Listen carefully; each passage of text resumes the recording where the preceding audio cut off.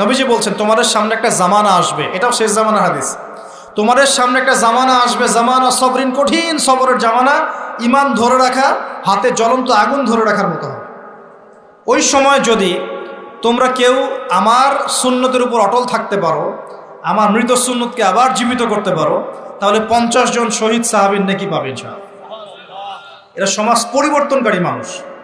আর ইতিহাসে যারা সমাজ পরিবর্তনকারী মানুষ, তাদের জীবনে পরতে পরতে বিপদ আপদ বলা মুসিবত আসবেই। আমার ছোট্ট গবেষণায় 4টা ক্ষেত্র থেকে আসতে পারে যখন আপনি হকের উপর থাকবেন। 1 নাম্বার, প্রথম বাধা চলে আসবে পরিবার থেকে। কোত্থেকে? পরিবার।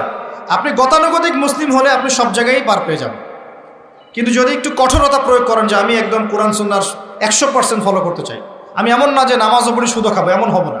আমি নামাজও পড়বো, সুদও খাবো না, আমি রোজাও রাখবো, আমি জাকাতও দেব,